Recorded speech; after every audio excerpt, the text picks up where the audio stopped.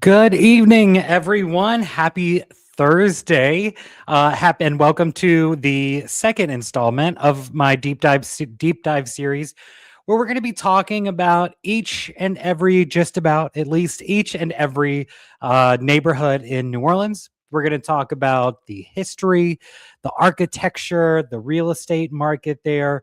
We're going to be able to talk about just about everything about the neighborhood. Now, granted, these histories are expansive and long, and there's so much to talk about, and there's so much to do in each neighborhood that, of course, we can't cover it all, but I'm going to try to cover at least the highlights. So if you're ever curious about a different neighborhood, make sure that you subscribe to the YouTube channel.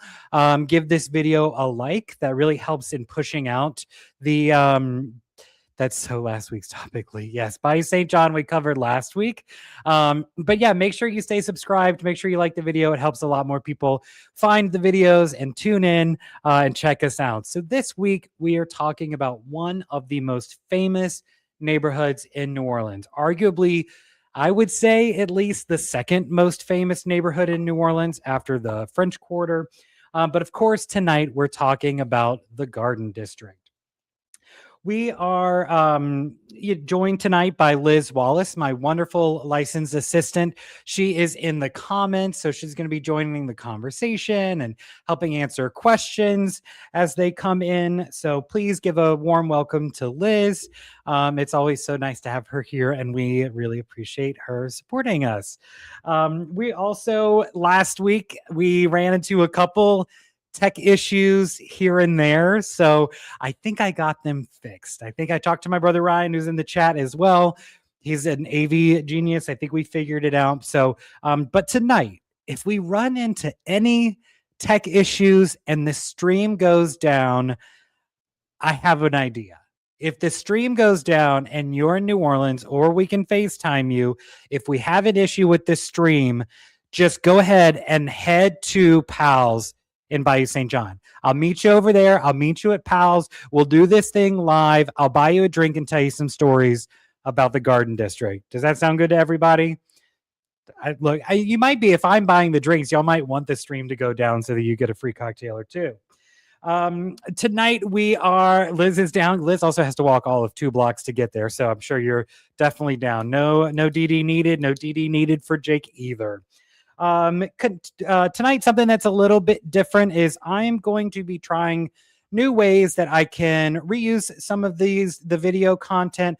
So you might hear me say clip, or you might not see the comments on the screen tonight. I'm going to try something different where we can share, little highlights from these live streams on Instagram and TikTok. If you don't follow me on those channels, please give me a follow at Richard.Hebert Realtor on Instagram, and over on TikTok at Real Estate New Orleans. So as a reminder, you can always book a free one-on-one consultation. Becky says if that happens, she's going to need a ride home. You can crash with us. You are more than welcome to crash with us if necessary. So please, if you would like to book a tour or book a one-on-one appointment, a consultation, totally free, no pressure, you can always head over to my website, Richard.Hebert.com, or text me directly. My personal cell phone number is 504-617-5184. My phones are on Do Not Disturb right now. So if you do text me during the live stream, I will see it as soon as we get off. Okay. That's it. As a reminder, this is totally live and interactive. I love seeing all the conversation that we're already having tonight over in the chat. But please do remember to hang out, participate, share your experiences, share your favorite moments or memories or restaurants or bars or whatever it is that you want to talk about with the Garden District or New Orleans real estate, or I don't know. Do I need a new backdrop? Do I need to fix my lighting? I don't care. You tell me. We're always trying to improve these things. So without further ado, again, we're covering a lot tonight. So I've got about 4 pages of information, a reference guide. If there is anything that you have further questions about, I always invite further conversation. If you would like my presenter notes, Those are available to share. You can drop me an email at Richard.Hebert at EV as in Victor realestate.com, and I'll be sure to give you the information. There's also a bunch of really interesting continued reading that I found in my research that I'd be happy to share as well. And we'll talk some more about that as we get through it. But tonight, we are talking for the next hour or so about New Orleans Garden District. There's also a Garden District in Baton Rouge. That's why I'm specifying. But New Orleans Garden District has a somewhat sordid, interesting history. It's very interesting now as well. So we're going to talk about that.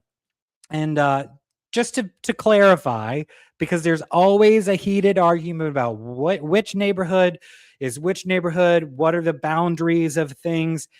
This is what Google says it is. Your cousin might disagree with me. You might disagree with me. But for the purpose of tonight's conversation, we are discussing the Garden District as bound by St. Charles Avenue. That's also going to be bound by Jackson Street, Jackson Avenue. Where'd that come from? Jackson Avenue, Magazine Street, and they cut it about a block short, but I'll give it to Louisiana Avenue. So that box right there that you see highlighted, I would go ahead and consider that to be the quote unquote official Garden District of New Orleans. So now that you know where we are, let's talk about how we got here. New Orleans, as I'm sure you're familiar, and once we get to the French Quarter deep dive, which might actually have to be broken into two deep dives with everything that I'm finding, New Orleans really for the longest time was geographically even tinier than it is now.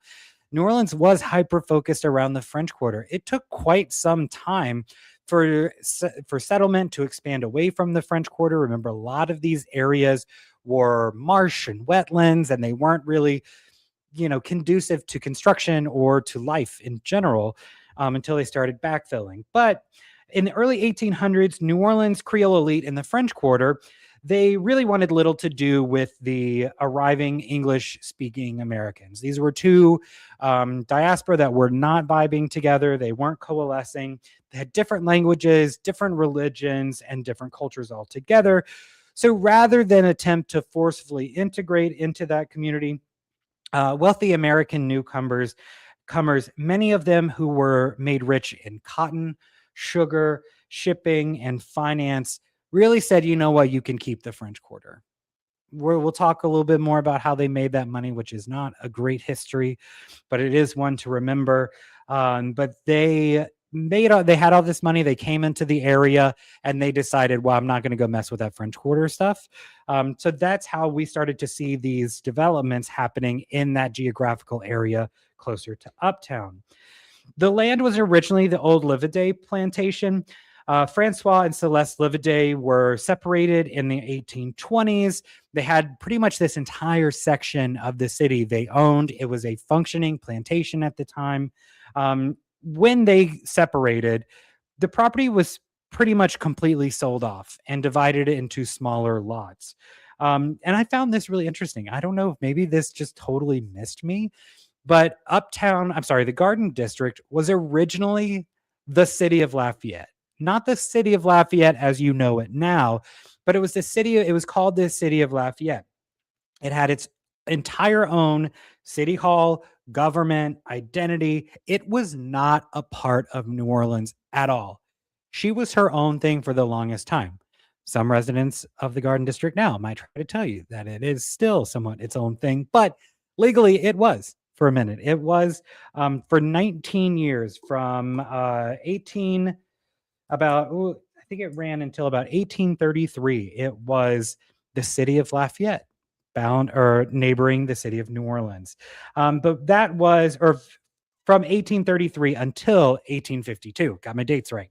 It was then in 1852 annexed into the city of New Orleans and then became the city's 4th district. So believe it or not, New Orleans, as we think about it now, was not the footprint. It changed. It evolved over time. There have been back and forths with Jefferson Parish. There's some interesting things if you look at zip codes and who is deemed to be in what city and in what zip code. Right along those lines, it's really interesting. And sometimes it's confusing because there is a 70123 zip code, which is technically Jefferson Parish zip code, but you might have a New Orleans address, even in a Jefferson Parish zip code. So these things have changed over time. I think we're pretty well locked in into this point. Yeah, it's ever changing, and hopefully it has stopped now. Bertha, who was my maternal grandmother, I love when my family brings cool information. My mom shared that Bertha, my paternal grandmother, still called it Little Lafayette in the 80s.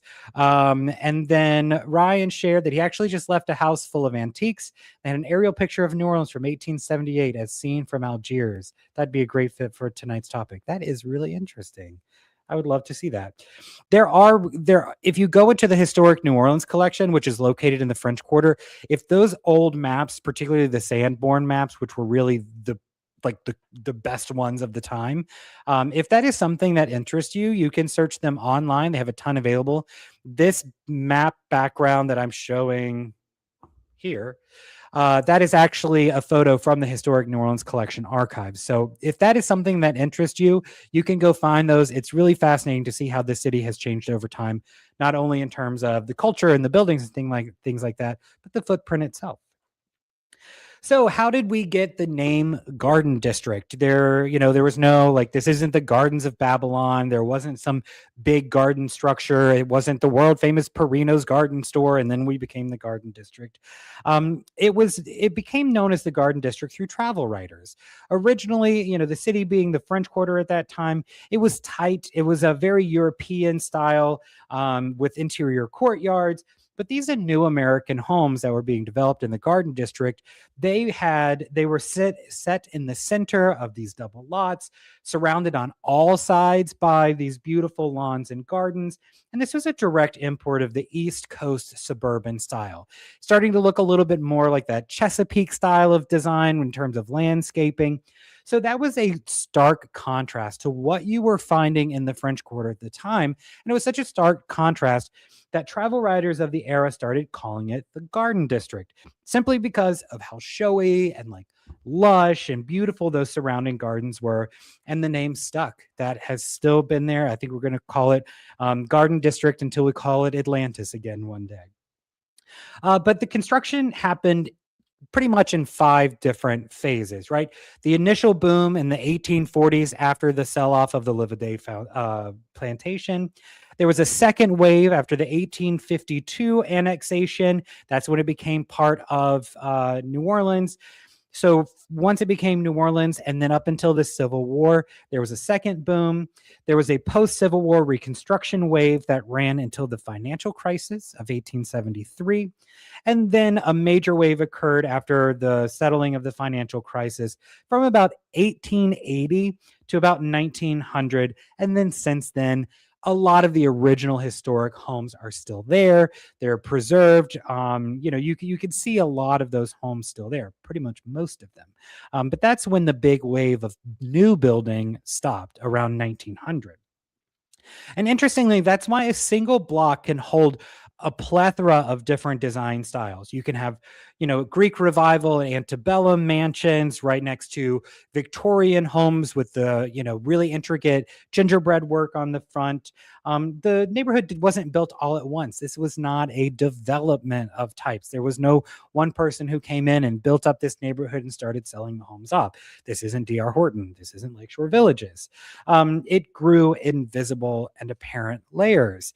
I do want to pause here and give a special shout out to a few different organizations who have made this deep dive series much easier and more interesting to research. So a thank you to the Preservation Resource Center. That's the PRC. They do incredible documentation work and also preservation work in the city. Please check them out at prc.org. Also, the HDLC, which is the Historic Districts Landmark Commission. They handle a lot of the overseeing of neighborhood preservation. They have really interesting history available, and they are largely responsible for keeping the fabric of New Orleans architectural history still in place. And also, I mentioned this earlier, but huge thank you to the HNOC, or the Historic New Orleans Collection. That is a free museum slash archive that you can visit in the French Quarter. I highly recommend it. It's absolutely fascinating. I always check the HNOC when I go to list a home to see if it has any interesting history in the Historic New Orleans collection. I find old photographs online. I find this very map right here online at the HNOC. And then one thing that, when I'm doing my research, there is no way to talk about the development of New Orleans, and especially the development of the Garden District, without discussing the labor and the skills and and the abuse that allowed and the dark history that allowed the Garden District to be developed. So, excuse me. I would not want to talk about the Garden District without addressing the fact that it was largely built with funds that were developed from enslaved persons, that this land was one time an active plantation, and also that a lot of these homes were built by enslaved people. So please remember that the wealth that built the Garden District came directly from cotton and sugar plantation profits. In my mind, that's blood money. And those plantations ran on the forced labor of enslaved people. This is well documented, mainstream history. You can find it, pretty much anywhere. I do have some additional resources to explore, but I want to make sure that I get all of this correct. Skilled enslaved craftsmen did much of the hands-on construction work on these antebellum mansions across the South, including New Orleans. They were incredibly skilled in brickwork, carpentry, plaster work. If you think about old New Orleans homes and those gorgeous medallions above it, they are absolutely gorgeous and beautiful, but they have a very dark history built into them. Many of these Garden District homes were physically built in significant part by enslaved labor. Many of these Garden District mansions that are still standing today have additional, detached buildings in the rear. Those were quarters for the enslaved people, either as, kitchens or workshops, or their actual residence. This was for the enslaved domestic staff, kept separate from the main house. And I see it as a sort of visible physical reminder of the history that is there. You see people renovate them and build them out, and then they become guest houses and things like that. But I do think it is imperative to remember this history and to keep that alive, that this was not something that was, like well-paid people building homes as skilled artisans. They were enslaved, highly skilled artisans. Now, separately, there were free people of color, or let me try to get this right. Gens de couleur libre, which also means free people of color. They were a significant and highly skilled class of builders in New Orleans at the time. They made up iron workers, craftsmen. There was a really fascinating book that I'd like to shout out here in 2021 called Building Antebellum New Orleans by architectural historian Tara Dudley, which documents two of the wealthiest free Black building families in the city at the time. Now, they were not as directly involved with the Garden District as much of the slave labor was, but these two families were very active in the city in construction at the time. That was the DeLoyles and the Solis families. They were major builders, developers, and property owners. Now, like I mentioned, their work largely was concentrated in the French Quarter, in the Marigny, in the Treme, rather than the Garden District itself. But it was important to note that the Garden District, really, like the Garden District, white elite Protestant homeowners hired their own, right? They were not hiring out these, free persons of color at the time. They were hiring people that looked just like them and had similar social status. That's going to be famed architects like Henry Howard. We're going to talk about a couple more architects in just a moment. But it is really fascinating to learn how much of the city's identity and cultural identity in terms of architecture was directly a result of the work of these enslaved persons. Pretty much New Orleans' entire wrought and cast iron tradition, including the cornstalk motif, you can still see some of that cornstalk motif uptown. Probably the most famous example is the Cornstalk Hotel down in the French Quarter. Um, but this ironwork through cast iron and wrought iron was largely developed and shaped by black blacksmiths, both enslaved and free, working across the city.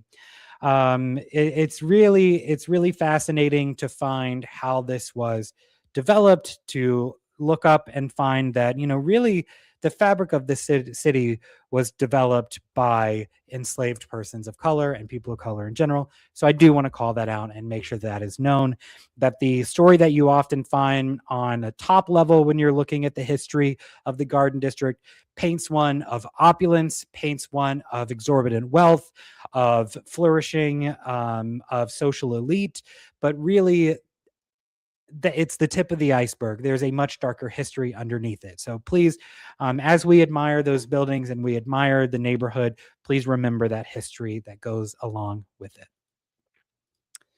Okay, so now we are going to go on to architecture styles. So there are some really beautiful homes.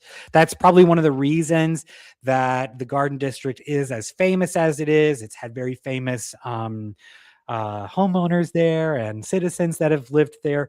But the architecture is probably the biggest thing that people are known for. That's why you have Garden District walking tours. That's why you have people always attending and watching. And it's really a sight to behold. So we're going to talk about a few of the most popular styles. Probably the most famous one is the one that you saw at the beginning of the slideshow today, and that's called Greek Revival. Greek Revival is from, I made a spreadsheet for this, so bear with me here. Greek Revival, the period was 1830s to the 1860s, and the key features were a fully symmetrical facade. So, right, like that's the Wes Anderson Wet Dream, right? It's completely symmetrical on both sides. Classic columns, which were Doric and Ionic. Doric are the ones that have the swirls at the top. No, Doric are the ones that have the blocks on the top. And Ionic, if I remember from my 6th grade, like Greek history class. And then Ionic are the ones that have the swirl. There's a third type of architecture. A third type of column that is very popular, but it's not as popular in Greek Revival architecture, and that is the Corinthian columns. And those represent children. Those are the more floral and embellished column tops. You don't see that as much in Greek Revival architecture. It has a triangular pediment, and then a boxy simple form with minimal surface ornamentation. If you're looking for one of these as you drive around, the one that you see on screen right now is actually the next type that we'll talk about. But you can identify a Greek Revival home by its tall front-facing columns holding up a plain triangular gable, right? So it's, boop, boop, boop, traditional, looks like the front of the Parthenon, evenly spaced windows, plain white or light in color in general. And if you're interested, there's a notable example. I tried to find some notable examples of each in town. The pane, I don't know how to pronounce this. I even told somebody tonight I was going to have a struggle with this. The Payne Strachan House is located at 1134 Firth Street. That is a prime example of a Greek Revival home. Again, that's 1134 First Street. And an event of historical note that occurred there is that house is actually where the president of the Confederacy, Jefferson Davis, died in 1889. So that is Greek Revival. And now we're going to talk about the type that is on the screen. This is Italianate. Italianate is, you'll sometimes have Italianate crossover with Victorian. I actually listed a cottage, shotgun cottage in the Bywater today. That's a combination of both, some Italianate and Victorian. But Italianate was built in the 1850s to the 1880s.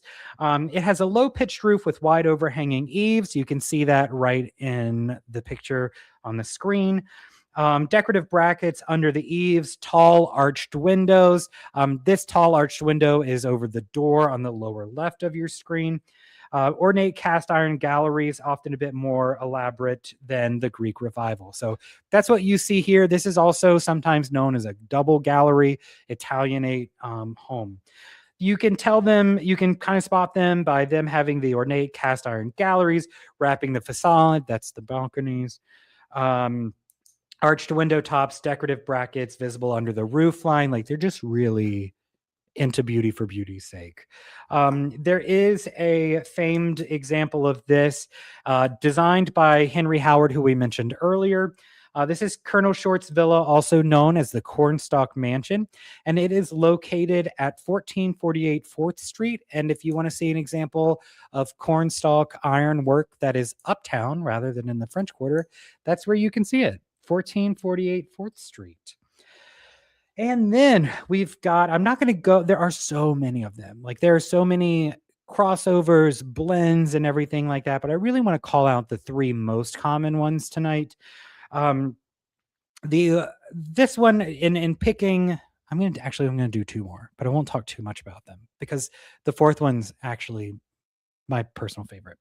But the next one is Second Empire architecture. That's 1855 to 1885. That is a signature mansard roof. A mansard roof I find so fascinating and extra and ridiculous and obnoxious that I love them. A mansard roof is essentially a roof that is almost completely vertical. You'll see one, I believe there's one at the, and Jake, you may know if you're still in the comments, there is one that is absolutely gorgeous on St. Charles. And I think it's St. Charles in Nashville or State. But it also has a mansard roof if you want to check that out. But essentially has a signature mansard roof, which means a steep lower slope and a flat upper section. So it's almost a flat roof on top. And then the roof that you can see from the street is like that. It's wild. They typically use slate roofing shingles. They're absolutely gorgeous. These mansard roofs have these Second Empire homes also have decorative iron cresting along the roof line, arched dormer windows, which I also love, and brackets under the eaves similar to Italianate. Let me see. These are going to be your brackets under the eaves. You see that? That's the support right there. And to the dead giveaway of a Second Empire home is going to be that mansard roof. Like it is, when you see that, obviously it is a Second Empire home. And then Becky shared that the ceiling of the porches were usually painted haute blue. You may also hear it called haint blue or haute blue, believed to repel wasps and spirits, actually. That's what I've also heard, is that the blue not only was the blue to ward off wasps, but people also thought that it was going to keep the bad spirits away. There you go. And Ryan, who works in a lot of homes, says an absolute nightmare mansard roofs are for people who work on the roof. That is so true. They are gorgeous, but a total pain in the behind. And then we're going to get to my favorite. And it's also, I don't want to be, different and like cool and whatever, but my favorite, and they are super rare to find here, Gothic Revival. There's a small comeback of these in some newer construction homes, especially there are a few examples of it in the Patterson Point neighborhood development, which is quite new over in Algiers.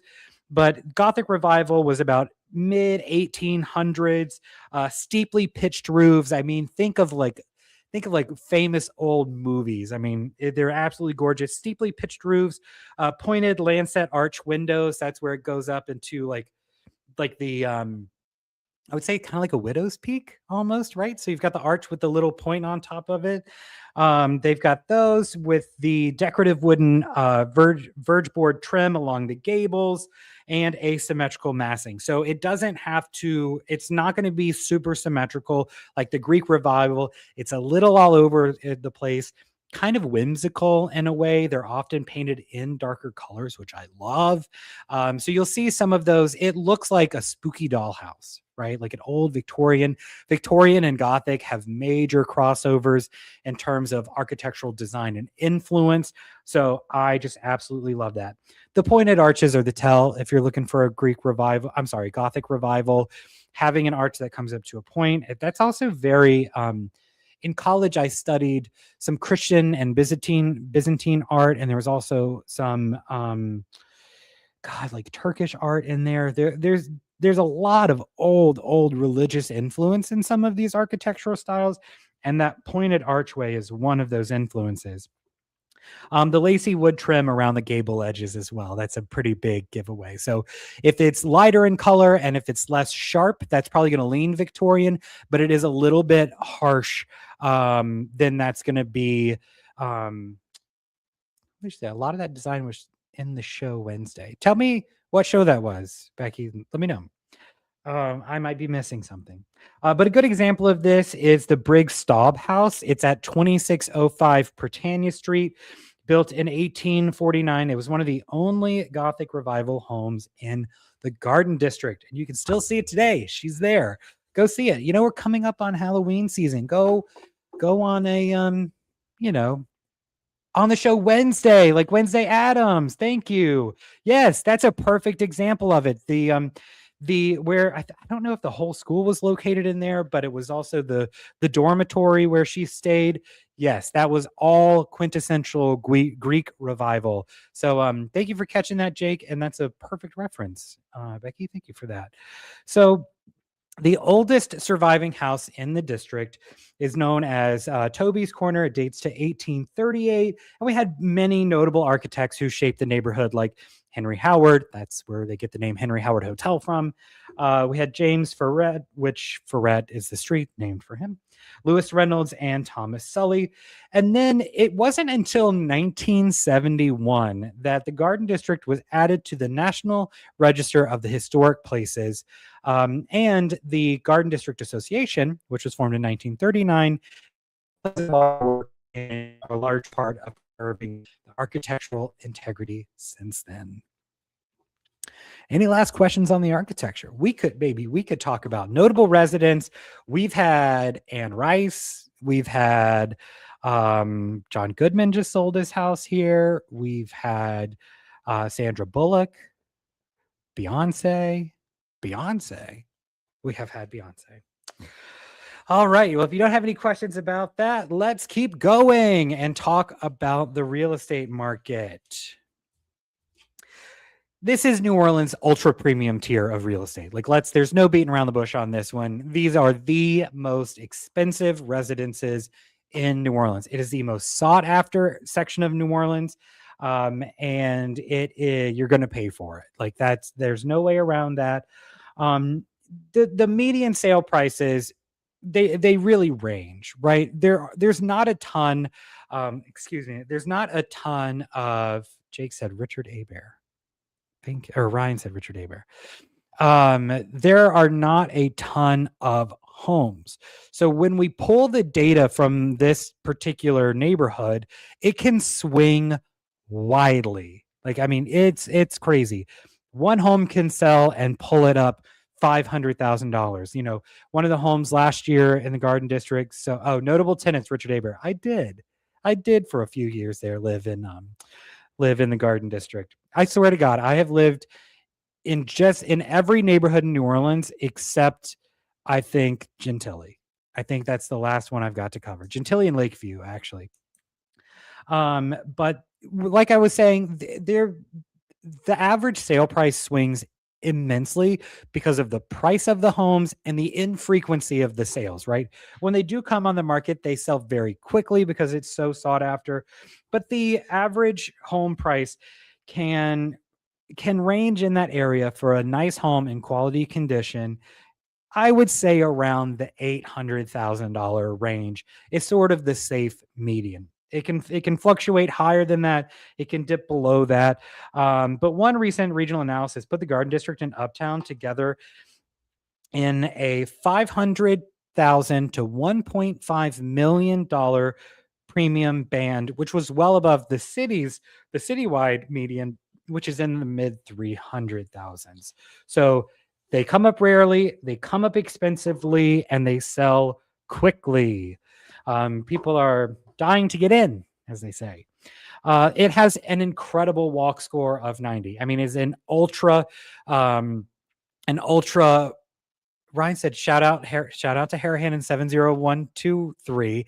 That reminds me, I misspoke earlier. That Jefferson Orleans disputed zip code is 70121.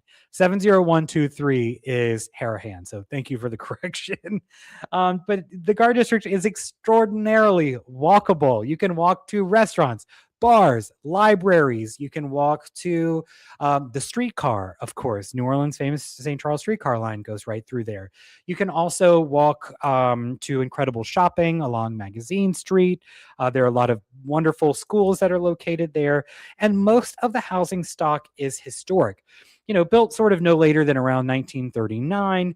In many cases, it's significantly earlier, with which that sort of shapes the appeal of the neighborhood, but it also shapes some of the cost of the neighborhood. Some of the oldest homes in New Orleans, we talked about how Bayou St. John and Esplanade Ridge also have some of the oldest homes in New Orleans. So if this is an area that you are interested in and you are budgeting for a house that's let's say $1.5 million, make sure that your budget incorporates the kind of upkeep that is necessary. You're going to have a lot of, at least in order to preserve the historic nature of these homes and the quality of the homes, you're not going to get, a regular electrician or sheetrock person might not be the go-to. You might have to have a historic specialist electrician and a master plasterer. That's a great rapper name. Master plasterer. Okay, somebody claim that in the comments, and I'll let you have this one. If you buy a house with me later, you can have that one free of charge. But yes, you have to bring in specialists to work on anything. The exterior paint has to match the historic nature of the neighborhood.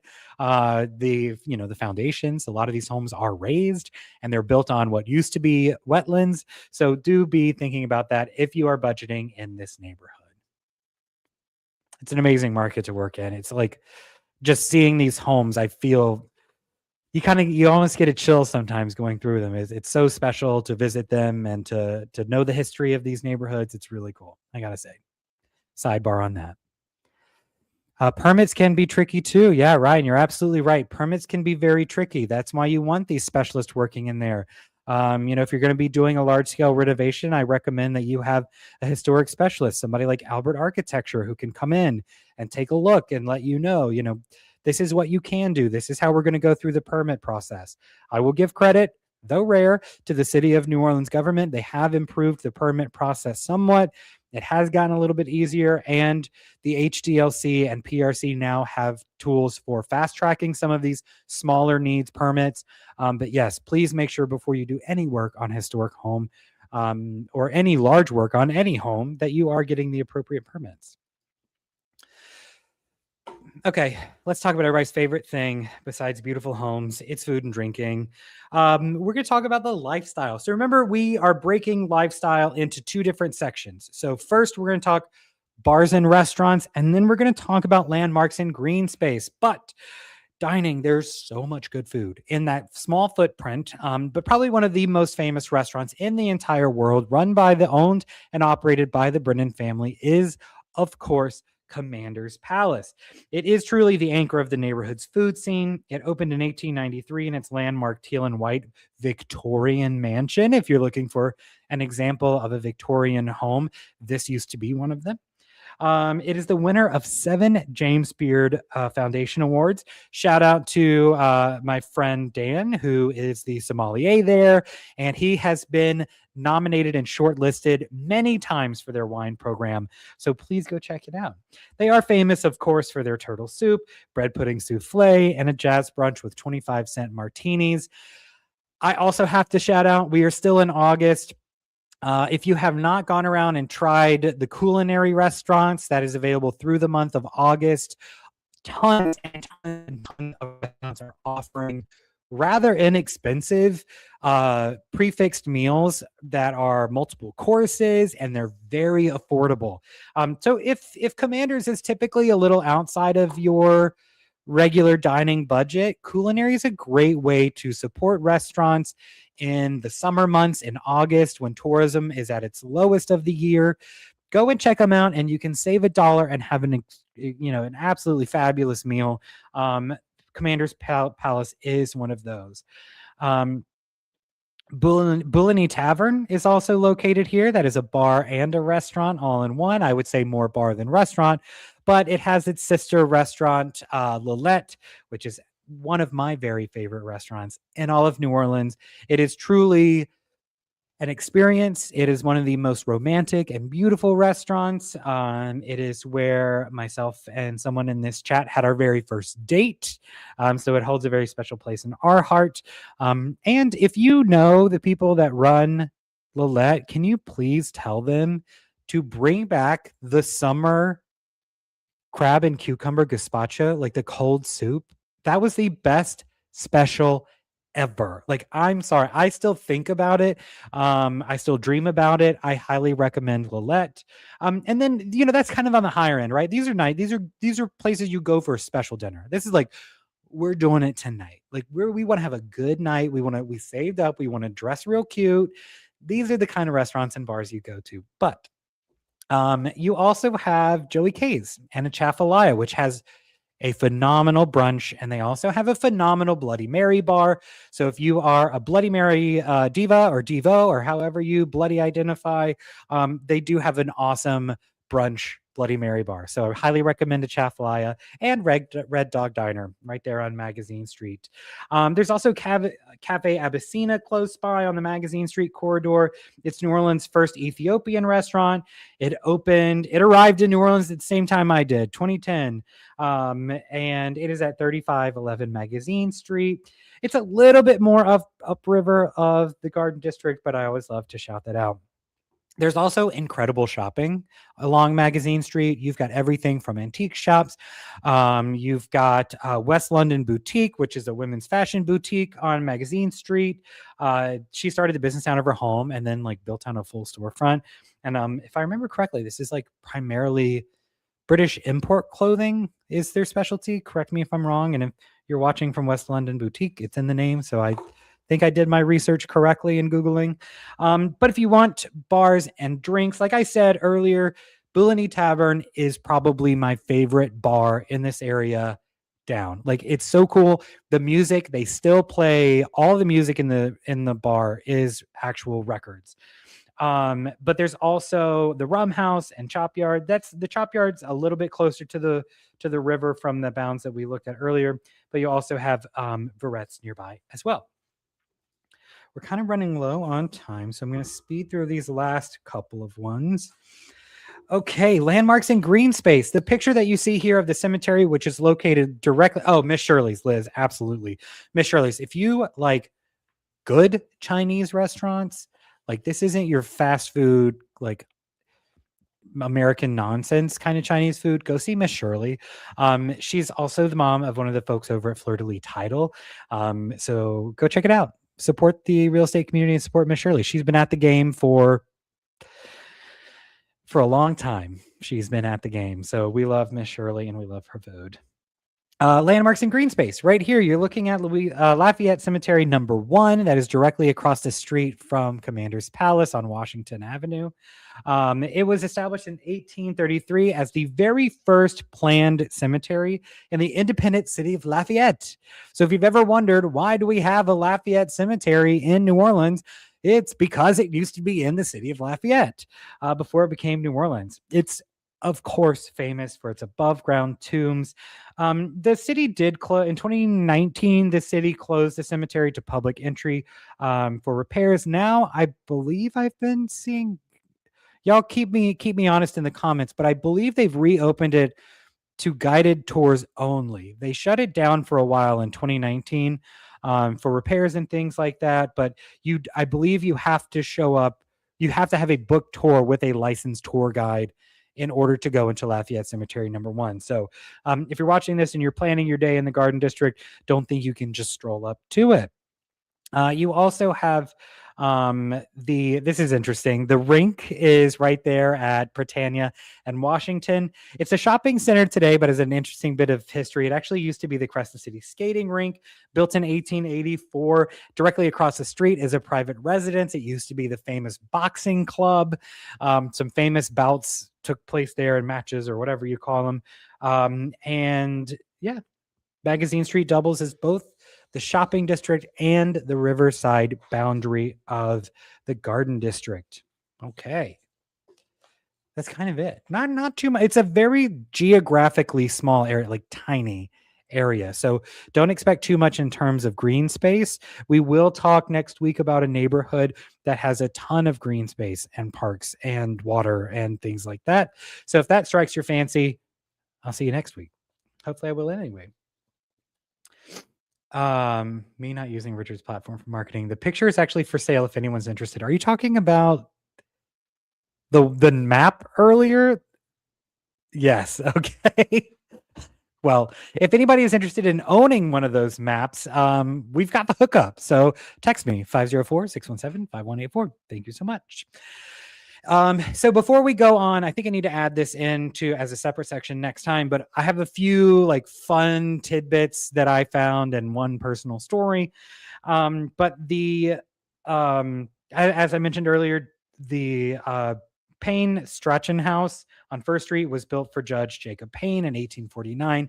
That's where Confederate President Jeff Davis died in December 1889 while visiting, probably doing something stupid like the rest of his life. But the neighborhood has a long history of literary and entertainment history. We've talked about this. Anne Rice grew up nearby. She later owned a home in the district.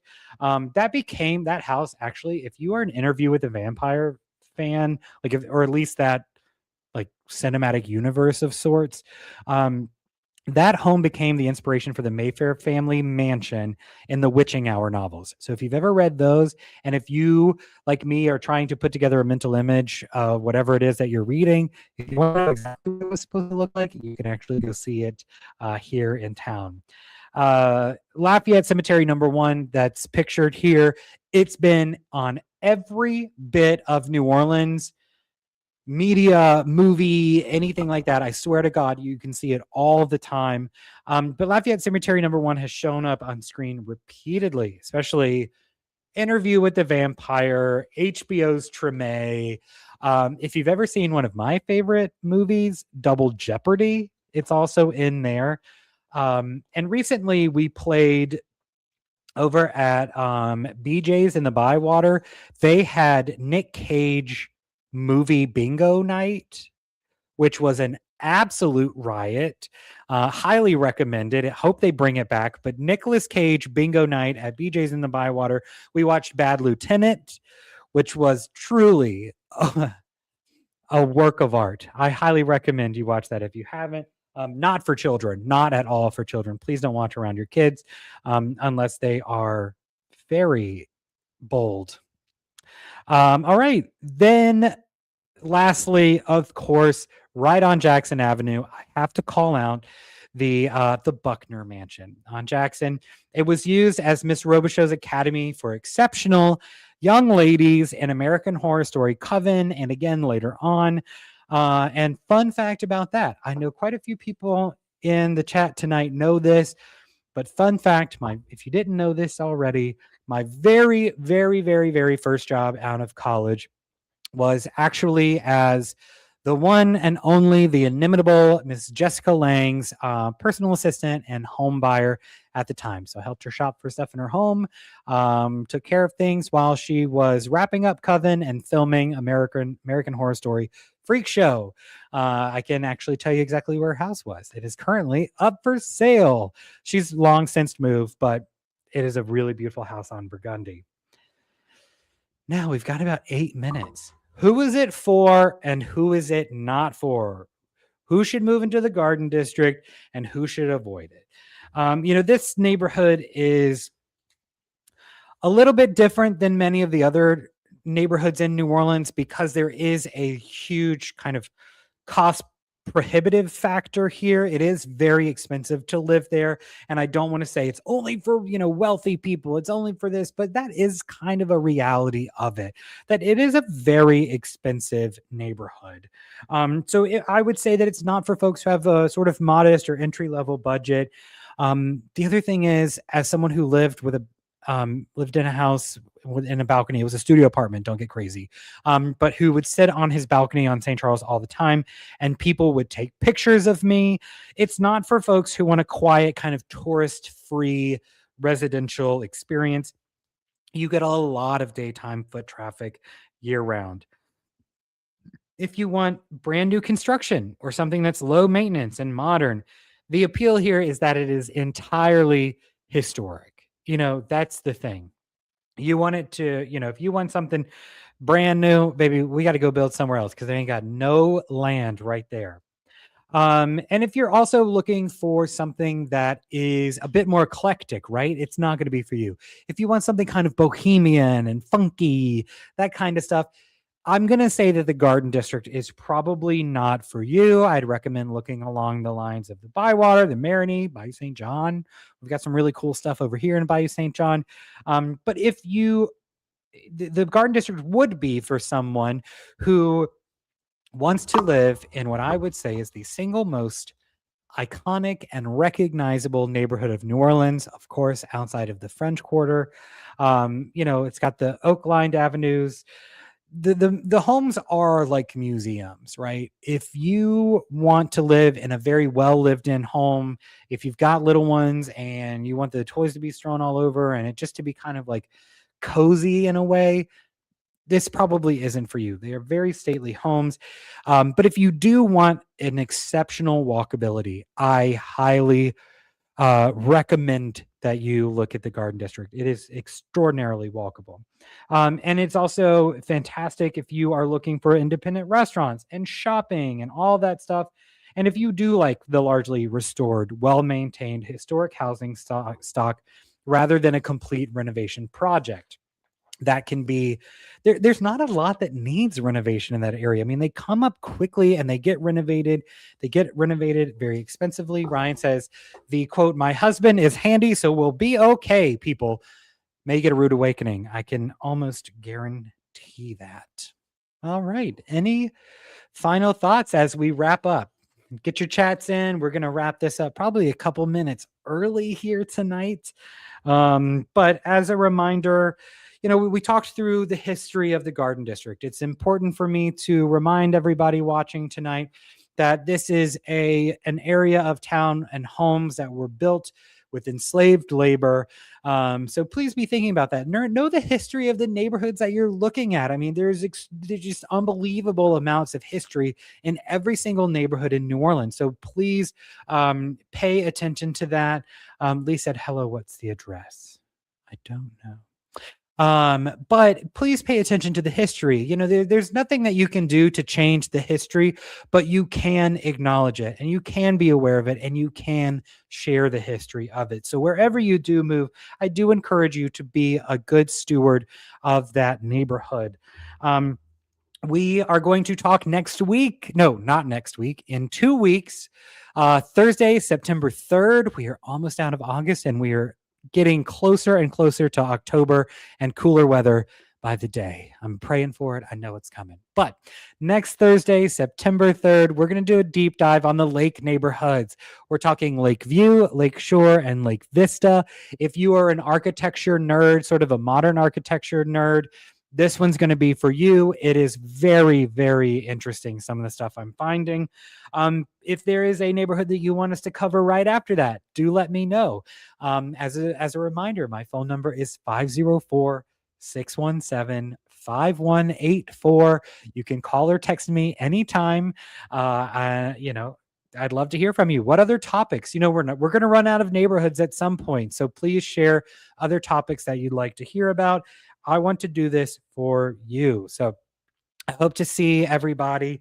I hope to see everybody in 2 weeks to keep joining us. Please participate and follow. I just love doing these. I love seeing everybody. This I say this at the end of every live stream, but it really means so much to me that you share this time with me, a little bit out of your week, every other week. It really warms my heart. So I appreciate you being here.